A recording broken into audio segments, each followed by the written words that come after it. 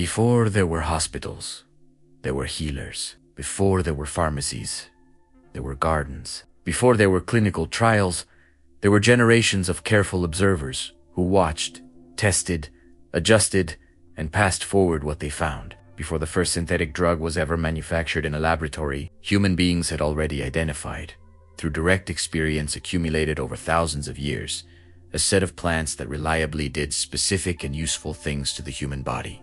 This is not a story about primitive people who did not know better. This is a story about one of the most sophisticated and durable systems of knowledge that human civilization has ever produced. A system that predates writing, that survived the fall of empires, that was preserved in monasteries and oral traditions and household gardens across every culture that has ever existed, and that modern science has been quietly confirming, one peer-reviewed study at a time, for the last 100 years. The question is not whether ancient peoples used plants as medicine. Every civilization that has ever existed, on every continent, did exactly that. The question is whether they were right. Whether the plants they trusted, the ones they reached for first and kept returning to across centuries of use, actually did what they believed those plants could do. The answer, in case after case, is yes.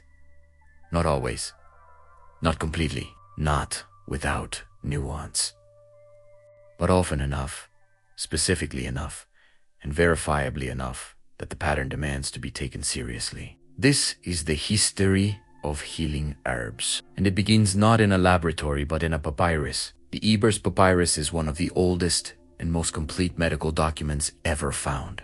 Written in Egypt, around 1550 BC. It is a compilation of medical knowledge that was already ancient when it was written. A record of remedies and treatments that Egyptian physicians had been using and refining for centuries before someone decided to write them down. It contains more than 700 prescriptions and remedies, most of them plant-based. This is not the only ancient medical text that operates this way. The Xinong Benkaojing, the classic of Chinese herbal medicine, attributed to the legendary Emperor Xinong, and eventually compiled into written form around the 3rd century AD, catalogs hundreds of plants and their medicinal uses. It represents a tradition of botanical medicine that had been operating in China for thousands of years before anyone wrote it down. The Taraka Samhita, one of the foundational texts of Ayurvedic medicine in India, describes a system of herbal medicine so detailed and so internally consistent that modern pharmacologists continue to mine it for leads. These texts exist on every inhabited continent. They differ in their specific plants, their theoretical frameworks, their ritual contexts, and their explanations for why things work. What they share is the basic operating assumption that the natural world contains specific, targeted help for specific human conditions, and that the task of the healer is to learn, through careful observation and accumulated experience, where that help lives and how to access it. They were, in many cases, correct. Start with turmeric. Turmeric has been used in Indian medicine for at least 4,000 years. The Ayurvedic tradition prescribes it for conditions ranging from digestive complaints and skin diseases to respiratory problems and joint inflammation. In traditional Chinese medicine, it is prescribed for conditions related to blood stagnation and pain. Across much of Asia and the Middle East, it has been used continuously in food and in medicine, for so long that the distinction between culinary spice and therapeutic plant effectively disappears. The active compound responsible for most of turmeric's medicinal effects is curcumin, a naturally occurring polyphenol that gives the root its characteristic deep yellow color. Modern research on curcumin has generated thousands of published studies, and the findings across them are broadly consistent. Curcumin has significant anti-inflammatory properties, working through multiple molecular pathways to inhibit the production and activity of compounds, including NF-κB, cyclooxygenastu, and various cytokines that drive the inflammatory response in the body. Inflammation is the underlying mechanism of an extraordinary range of human conditions, from arthritis and inflammatory bowel disease to cardiovascular disease and certain patterns of neurodegeneration. A compound that reliably modulates the inflammatory response is not a minor thing. It is pharmacologically significant. And the people who were prescribing turmeric for inflammatory conditions 4,000 years ago were, on the evidence of what modern science has now established, reaching for exactly the right plant. But here is the detail that is most remarkable. Curcumin has poor bioavailability on its own. When consumed without assistance, the body absorbs very little of it. Modern researchers discovered this problem when they began trying to develop curcumin-based pharmaceutical preparations and found that getting therapeutic levels of the compound into the bloodstream required special formulations or delivery systems. This was a genuine obstacle to translating the laboratory promise of curcumin into clinical benefit, the traditional Ayurvedic prescription for turmeric. However, almost always combined it with black pepper. Black pepper contains a compound called piperine, which has been shown in modern research to increase the bioavailability of curcumin by up to 2,000%. The people writing Ayurvedic medical texts thousands of years ago did not know what piperine was. They did not know what bioavailability meant. They knew, through observation and accumulated practical knowledge, that turmeric worked better when combined with black pepper. And they wrote it down. And every generation of practitioners that followed them combined the two, and the combination was preserved intact across millennia of continuous use, for reasons that were entirely correct and entirely unknown. Move to ginger. If turmeric is the anti-inflammatory plant of ancient Asia, ginger is the universal antiemetic, the plant for nausea that appears in every maritime culture in human history. The Phoenicians carried it on their ships. The ancient Greeks used it. The Romans considered it essential enough to import at significant expense from India and Southeast Asia. Chinese medical texts prescribe it for digestive complaints and nausea dating back at least 3,000 years. Viking traders encountered it through northern European trade routes and valued it highly enough to carry it across the North Atlantic. Whatever human beings got on ships and sailed long distances over open water, ginger went with them.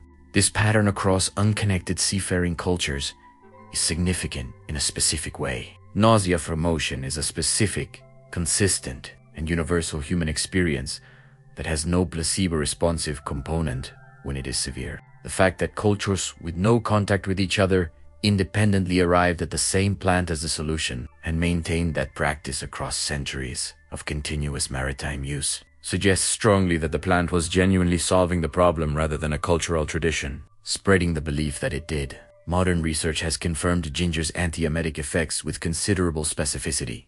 Compounds in ginger, particularly gingerols and chagalls, interact with serotonin receptors in the gastrointestinal tract, with receptors in the brain's vomiting center, and with muscarinic receptors involved in regulating gastric motility. The effect is real. It is specific, and the mechanisms through which it operates are now reasonably well characterized. Ginger is used in clinical settings today as supportive care for patients experiencing chemotherapy-induced nausea, one of the most treatment-resistant and debilitating forms of nausea that modern medicine encounters, as well as for postoperative nausea and pregnancy-related nausea. Research has also documented its anti-inflammatory properties, effects on blood sugar regulation, and potential cardioprotective effects, consistent with the wider range of traditional uses across Asian and Mediterranean medical traditions. The ancient sailors did not know any of this. They knew that ginger helped them keep their food down on rough seas. That was enough to make it one of the most traded commodities in the ancient world, moving along the spice routes from India and Southeast Asia to the Mediterranean and eventually to Northern Europe, carried by people who valued it highly enough to pay for it across enormous distances.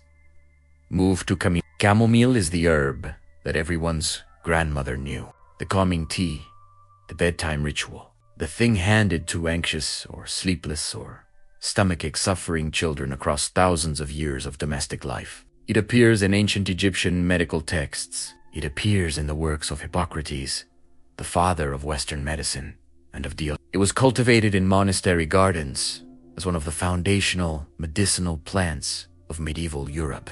It has been in continuous use as a calming agent and digestive tonic for so long that its use predates any written record of it. The active compounds in chamomile, particularly the flavonoid apigenin, bind to benzodiazepine receptors in the brain. These are the same receptors that anti-anxiety medications like Valium target. Chamomile does not produce the same potency of effect as pharmaceutical benzodiazepines, but it acts through the same mechanism at lower intensity, with a safety profile that is dramatically better than pharmaceutical alternatives. A randomized clinical trial published in 2009 involving 179 participants tested chamomile extract against placebo for the treatment of generalized anxiety disorder. The results showed significant reduction in anxiety symptoms in the chamomile group compared to the placebo group. A subsequent long-term study found that chamomile extract reduced the rate of anxiety relapse in participants who had responded to initial treatment.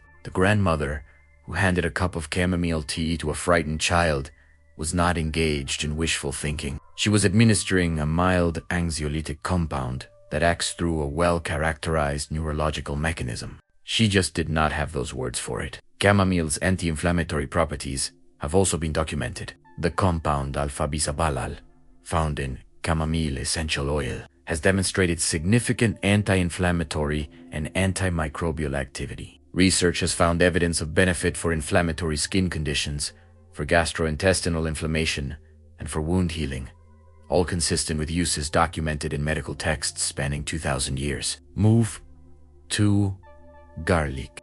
Garlic is possibly the most universally used medicinal plant in human history. It appears in the Egyptian Ebers papyrus, where it is prescribed for infections, circulatory problems, and as a general tonic for physical strength. It appears in the works of Hippocrates and Dios de Shenong Benkao Jing lists it prominently. Ayurvedic medicine prescribes it for conditions from infections to cardiovascular complaints. Ancient Babylonian texts mention it. Texts from ancient India, China, Greece, Rome, the Arab world, and Northern Europe all mention it, all for substantially overlapping purposes.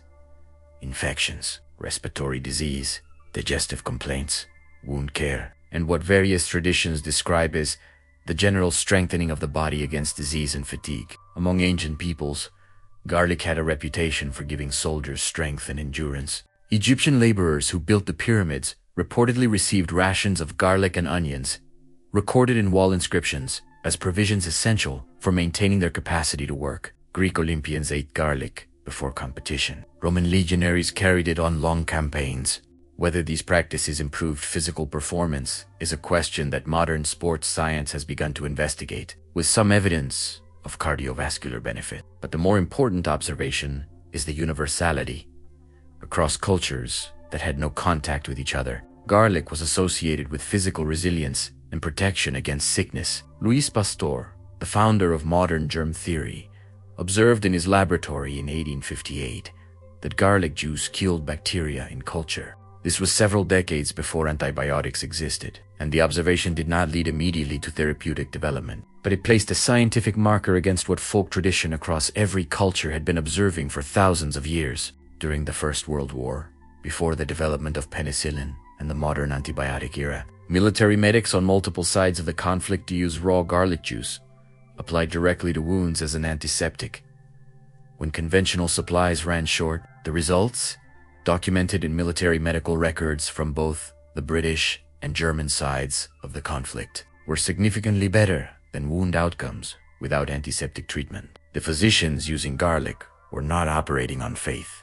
They were using an empirically demonstrated tool with a 1,000-year track record. The active compound, allicin, is released only when garlic is crushed or chopped, as the enzyme alanase converts alliin into allicin.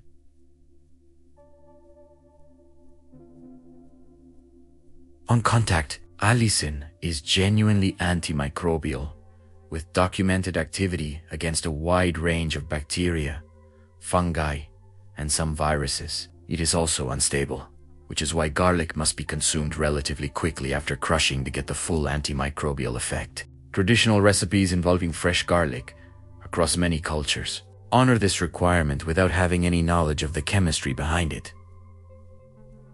Move to Echinacea is native to the Central Plains of North America, and it was the most important medicinal plant of many of the indigenous peoples who lived there before European contact. The Lakota, the Cheyenne, the Comanche, and many other nations used various species of echinacea for an extraordinary range of conditions, with a particular emphasis on infections, wounds, snake bites, and what we would now describe as immune compromise.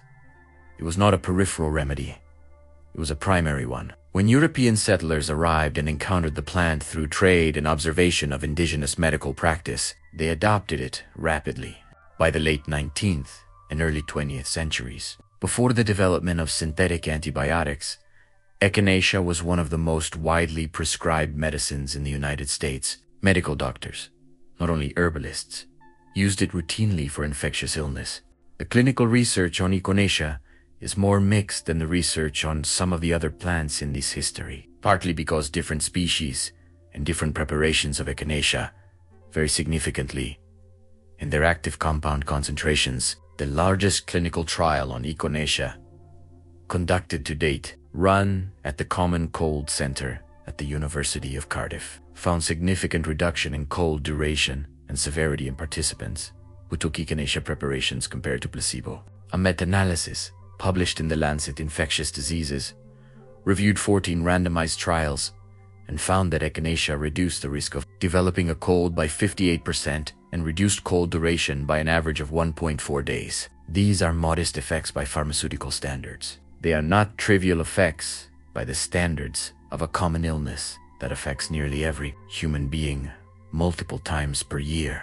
And they are consistent with the tradition of use for respiratory infections that predates European contact with the Americas by centuries.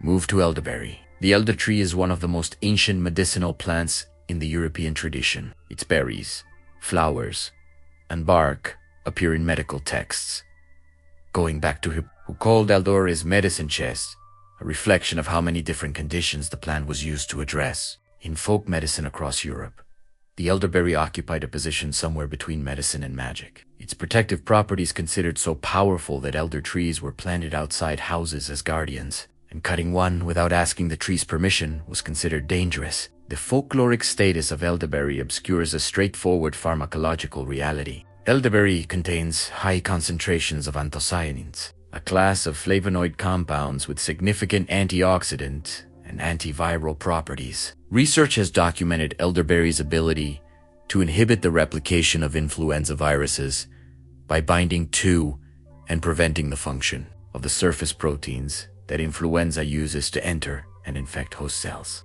This is a specific and mechanistically understood antiviral effect. A randomized, double-blind, placebo-controlled clinical trial published in 2004 found that patients who took elderberry extract during influenza infection recovered an average of 4 days faster than the placebo group and required significantly less rescue medication. A more recent meta-analysis of elderberry supplementation studies found significant reductions in upper respiratory symptoms across multiple studies. The ancient association of elderberry with protection against disease, embedded so deeply in European folk tradition that it acquired a nearly supernatural significance, was tracking something real. The plant that people believed would guard their houses against sickness was genuinely doing something to the pathogens that cause respiratory illness.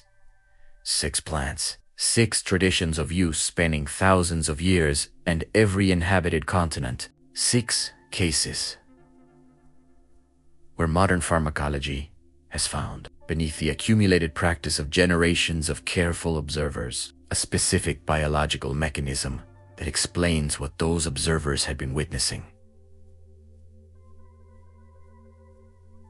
This is not coincidence, and it is not the entirety of the story. There are hundreds of plants with similarly long histories of use and similarly compelling modern research supporting them. There are also plants that traditional medicine valued highly and that modern research has found less compelling evidence for. The pattern is not that every ancient remedy was correct. The pattern is that the process by which ancient peoples identified and retained plant medicines was more reliable than it had any right to be, given that it operated without any knowledge of chemistry, pharmacology, or the germ theory of disease. The mechanism behind this reliability is not mysterious. It is the same mechanism that underlies all reliable knowledge: observation, testing, and the retention of what works. What made ancient herbal medicine more reliable than its theoretical frameworks would suggest is precisely the length of time over which it operated. A plant that was genuinely useful would be retained across generations. A plant that was not useful or that was actively harmful would tend to be abandoned, not immediately, and not without exceptions. But over the span of centuries, the corrections accumulate. What survives 1,000 years of continuous use has survived a very long trial. The plants that appear across multiple independent traditions, that were discovered and valued by cultures with no contact with each other, are especially significant. When Chinese medicine, Indian medicine, Greek medicine, and indigenous American medicine all arrive independently at the same plant for the same purpose, the probability that this convergence is coincidental decreases substantially. The most parsimonious explanation is that the plant does what all of those traditions observed it doing. What this history suggests, at its deepest level, is something about the relationship between human intelligence and the natural world. For most of human history, the primary interface between human beings and everything that affected their health was direct, sensory, and extended over long periods of time. People worked with specific plants in specific environments over lifetimes and generations, noticing what happened, adjusting their understanding, and passing the adjusted understanding forward. This is a form of investigation that is slower, messier, and less controlled than modern clinical research. It is also, in certain respects, more comprehensive. It accounts for long-term use in diverse populations, for synergistic effects between compounds and whole plants, for the interactions between plant preparations, and the full complexity of the human body in its actual lived conditions. Modern pharmacology's tendency to isolate single compounds and test them in controlled conditions has produced extraordinary results, including the most effective medicines ever created. It has also consistently found that the whole plant preparations used traditionally sometimes perform differently and sometimes better than the isolated compounds extracted from them. The turmeric that works when combined with black pepper, the elderberry whose effects involve multiple compounds working together, the echinacea whose different species and preparations have different activity profiles. The ancient healers were working with the whole plant in traditional combinations, administered in ways that reflected centuries of practical refinement. They did not know the chemistry. They knew the results. And the results, as modern research keeps confirming, were often real. There is something quietly significant in that. Not as an argument against modern medicine, which has extended and improved human life in ways that no traditional herbal system could have achieved, but as a reminder that the human capacity for careful attention and accumulated learning is older and more capable than the modern world sometimes remembers. The plants were there long before the laboratories. The knowledge of what they could do accumulated in people's hands and in people's memories, passed forward through every generation that needed it, preserved in written texts and oral traditions and household practice across the entire span of recorded human civilization. And when the laboratories finally arrived and began asking the right questions, they kept finding that the people who had been paying attention all along had, in many cases, they found the answers. If this idea that careful attention to the natural world and to the interior life reveals things that no instrument can fully measure, but that are nonetheless real, speaks to something in you, the ebook Reconnecting with Your Divine Essence was written as a companion for exactly that kind of exploration. The link is in the description, and the thought that this entire history keeps returning to. The oldest healers did not wait for proof. They paid attention. They kept what worked. They passed it forward. What they passed forward, we are still finding out, was more right than anyone had reason to expect. And the question that follows naturally is not whether the ancients were lucky. It is whether we, with all our instruments and all our methods, are paying the same quality of attention to what the world is still trying to show us.